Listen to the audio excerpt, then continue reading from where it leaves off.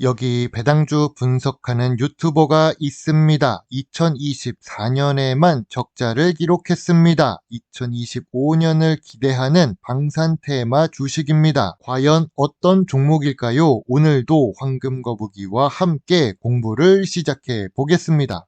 투자의 시작인 재무제표를 보겠습니다. 매출액이 매년 상승하는 주식은 미래 성장성이 있다는 뜻으로 볼 수 있습니다. 이 주식은 5년 연속 매출이 상승하고 있고 2025년 예상 매출액도 좋습니다. 다만 영업이익은 2021년을 기점으로 계속 하락했던 것이 마음에 걸립니다. 영업이익률도 2%에서 9% 사이로 조금 낮습니다. 제목에서 이야기했듯이 2024년의 영업 손실과 당기 순손실을 기록했습니다. 그래도 2025년 1분기 실적은 좋게 나와서 다행입니다. 2025년 1분기 실적이 나빴다면 적자 지속이 될 수도 있으니까요.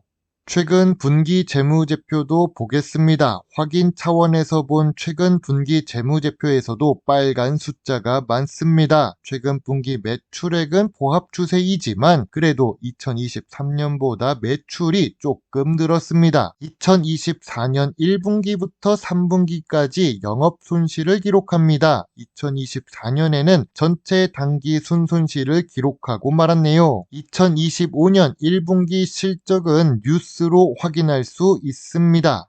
이 주식은 영업이익률이 낮아서 ROE가 낮을 것으로 예상했습니다. 그런데 ROE는 2020년과 2021년에 높아서 5년 평균 ROE가 높게 나옵니다. 5년 평균으로 보면 10% 이상입니다. 다만 2022년에는 8%를 기록하고 2023년에는 4% 수준이지요. 최근 들어 하락한 것이 보입니다. 그리고 이 주식은 부채 비율이 3년 동안 증가하고 있습니다. 80%대였던 부채 비율이 2024년에는 154%까지 증가합니다. 유보율 역시 낮은 편입니다. 재무 안정성은 다소 아쉬운 모습입니다.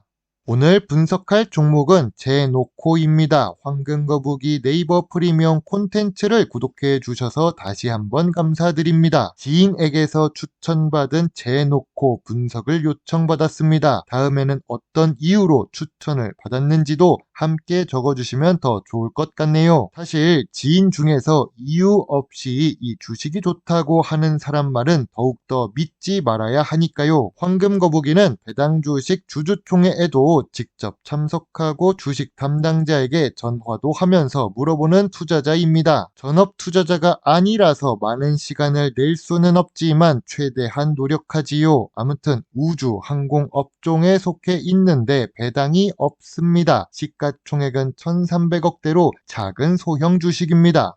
그동안 좋았지만 2024년에 적자를 기록해서 아쉬운 재무제표입니다. 재무 안정성도 부채 비율이 높아지면서 아쉬운 모습을 보여주고 있습니다. 그래도 ROE는 5년 평균으로 보면 좋았던 제노코입니다. 비록 3년 연속 하락하는 ROE였지만요. 제노코는 상장 기간이 짧습니다. 주식시장이 불타올랐던 2021년 3월에 상장했습니다. 오히려 너무 불붙었던 시기에 상장해서 그런지 주가가 초반에는 비실거리다가 2021년 말에 급등했던 적도 있습니다. 그 이후로 주가는 비실비실하게 흘러가는 모습입니다.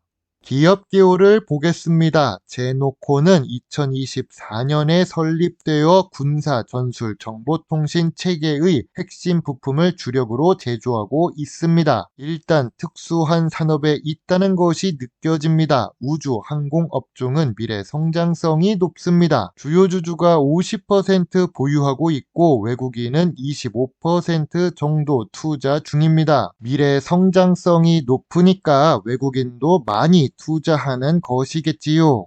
제노코는 위성통신, 항공전자 같은 특수한 사업 영역에서 제품을 제조합니다. 다만 기술 보완 때문인지 대부분 내수 매출을 기록하고 있습니다. 내수 시장은 좁기 때문에 미래 성장성이 낮아지는 요인이 됩니다. 그리고 주력 매출 부분인 핵심 부품에서 매출이 감소했습니다. 그나마 항공전자와 점검장비 부분에서 매출이 올라가서 최근 매출이 상승했던 것이죠. 항공우주 업종은 미래 성장성을 보고 투자를 합니다. 하지만 연구개발 활동에 투자하는 금액이 변동적입니다. 2021년에 연구개발 비용이 제일 높았습니다. 생각해보니 연구개발에 쓸 돈을 주식시장에 상장하면서 조달받았나 봅니다. 그렇다고 해도 변동적인 연구개발 투자 비용은 아쉽습니다. 연구개발에 활동하는 금액은 꾸준히 상승해야 좋다고 볼 수 있지요. 그리고 매출액 규모도 작은 편인데 매출액 대비 1% 수준의 투자는 더 아쉬운 편입니다. 2025년 3월 제노코 뉴스를 보겠습니다. 제노코는 2024년에 연간 매출액 568억을 기록합니다. 그러면서도 수주잔고는 932억을 달성했지요. 계속 매출은 상승할 수 있음을 간접적으로 알 수 있습니다. 한국 시장에서 조명받는 것은 방산산업입니다. 러시아와 우크라이나에 이어서 인도와 파키스탄에서도 분쟁이 있습니다. 방산산업은 특수한 분야라서 시기를 잘 맞으면 더 올라갈 수 있기도 합니다.